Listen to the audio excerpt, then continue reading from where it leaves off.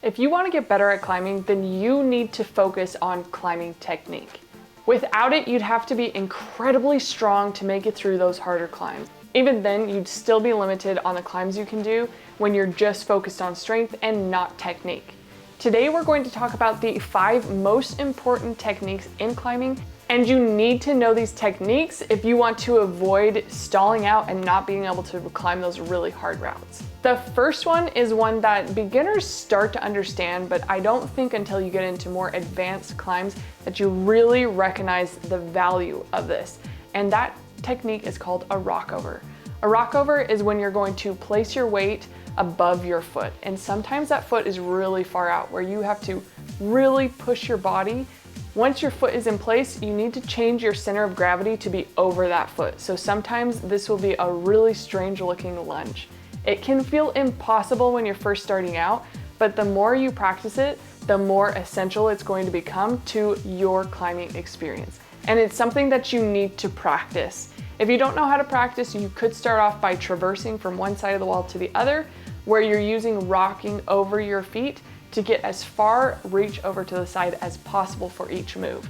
This is going to be a great exercise to introduce you to the movement, but until you start applying it to actual rock climbs, it may seem a little bit abstract. So start applying it today, that way you can get the technique down.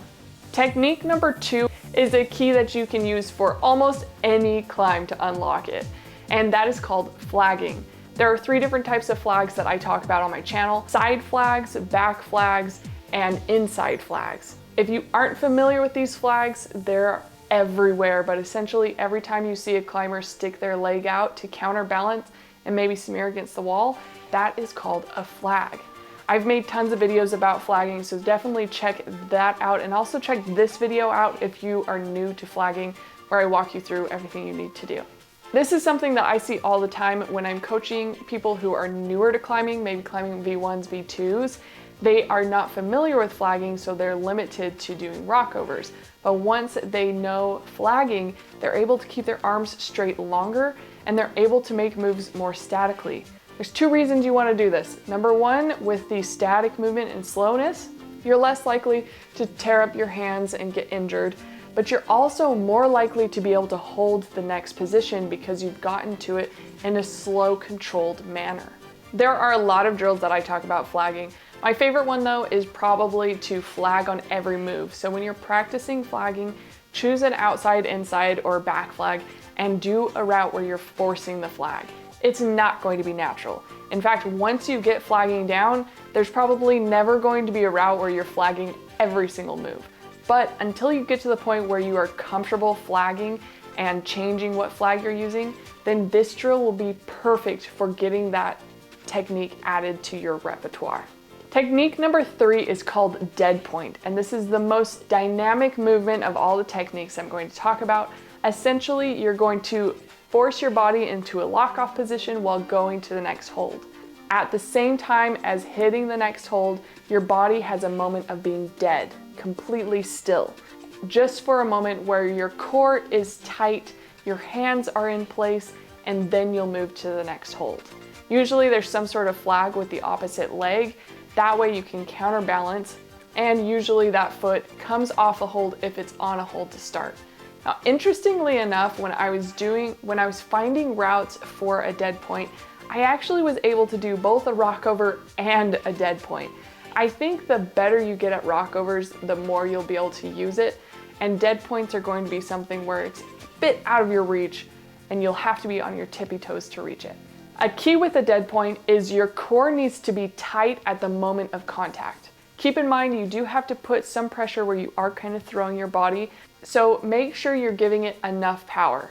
You don't want to overkill it where your hand is way above the hold and you come crashing down on top of it, but you also don't want to swing your body into a movement and just miss it by a couple of inches.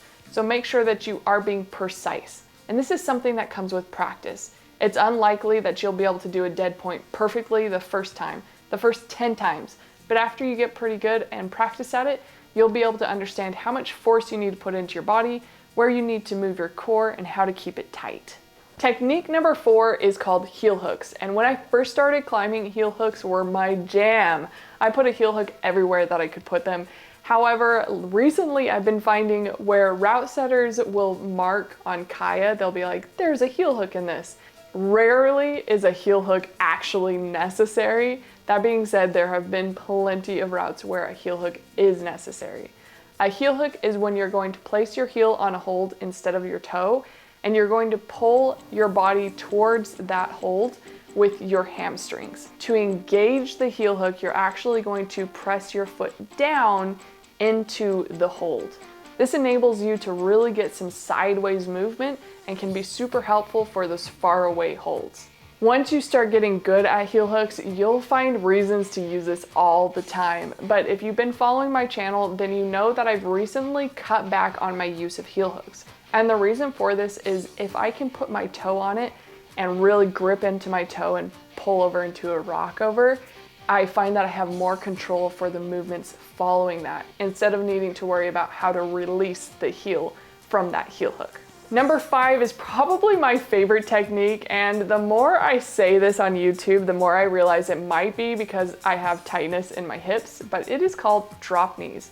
Drop knees is when you're twisting your body in towards the wall, your knee drops down, your heel of the same foot pops up, and it creates tension in your body. This tension can be incredibly useful, especially if you have a weaker core, but when you're climbing on a slight incline, this not only gives you tightness in your core, it also gets your hip closer to the wall so you can reach the next hold much easier.